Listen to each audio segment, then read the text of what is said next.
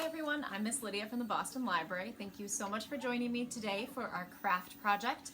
Today we are going to be creating some artwork with crayons, canvas, and a glue gun and a hairdryer. So there are lots of different ways that you can go about this.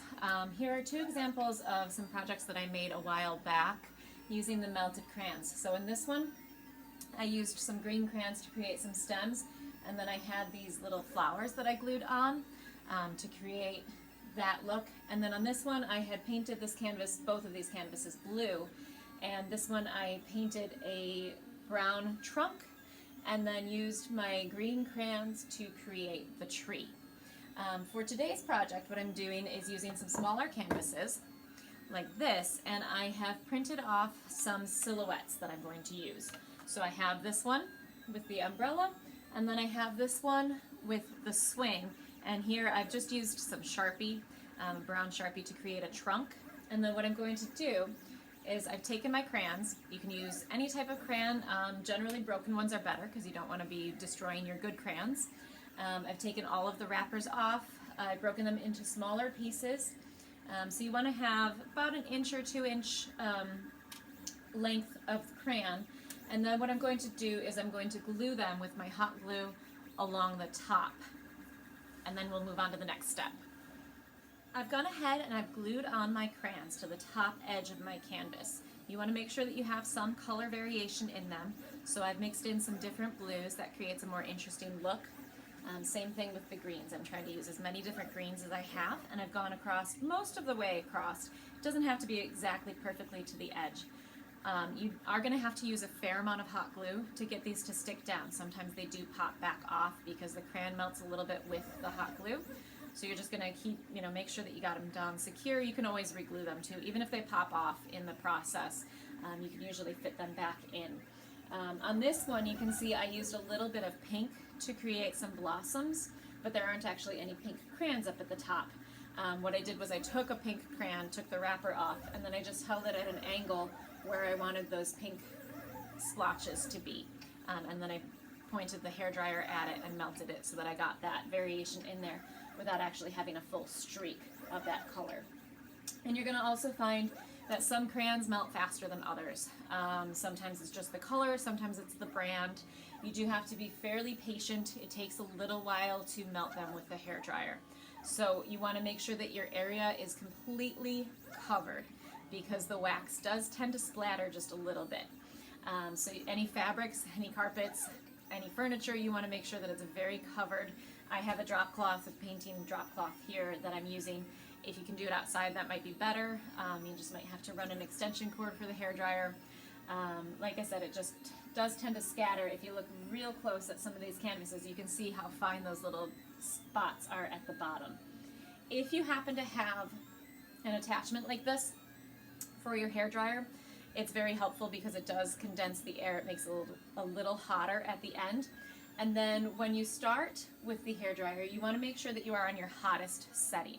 So you do have to be careful. You want to make sure that you're not burning yourself, that you're not, spreading hot wax towards your skin.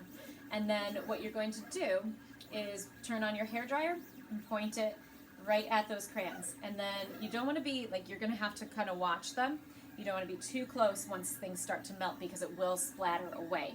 So you can get pretty close to start, heat them up, and then kind of back off as it starts to melt. You'll see it start to spread. I currently have my hairdryer on low so that you can hear me, but you'll see that as your crayons start to melt, they get shiny.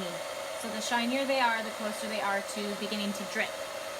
The nice thing is that you're working, even if your hairdryer is at high temperature, you're still working fairly low temperature in relation to how quickly the crayons melt.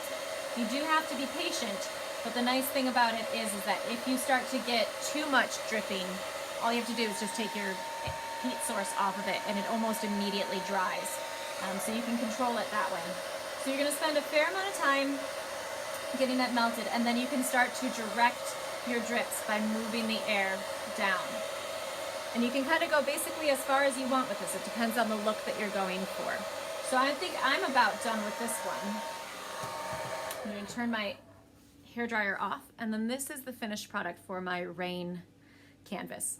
I'll go ahead and I will show you, I'm going to be melting a little bit more, going on like another step further with the tree, so I'll show you how that turns out as well. This is the progress that I've made so far on the tree. You can see that I'm getting some inconsistent melting, so some of the crayons melt a little faster than others, which means I get more of that color. The two down at the end here haven't melted at all, regardless of how much heat I direct at it. You could take those off and replace them with other crayons. It doesn't really bother me too much in this particular picture. If you take a close look, you can see that there is some texture in there. So I'm creating that by melting it and directing it down and then letting it dry. So once it hardens, you'll get that texture, and then you can kind of direct the next layer down at it. If you look really close, you can see that I have these speckles down at the bottom. That's part of the reason that it's really important to protect your work surface. If it bothers you, I think it kind of looks cool, but if it does bother you, you can put a piece of white paper over top of it to protect your image so that you're only melting down to a certain point. Now, if you see right here, there are some thinner points. So what I'm going to do is kind of let these bottom areas dry a little bit, and then I'll try to layer in a little bit more. So that's approximately the finished product here. Here you can see our finished projects for the day. Take a look at the differences in the melting. On the crayons, you can see obviously those lighter green ones melted a lot faster, so we get more of that color. And then the blue, again, if you don't want those speckles to come through, just cover your image with another piece of paper while you're working. It has a really cool effect with the raindrops. A little less desirable probably with the tree, but still I don't mind it too much. Just remember to protect your clothes and your work surfaces because it will splatter a little bit. If you have any questions, comment below. I hope you enjoyed today's project. Have a great weekend.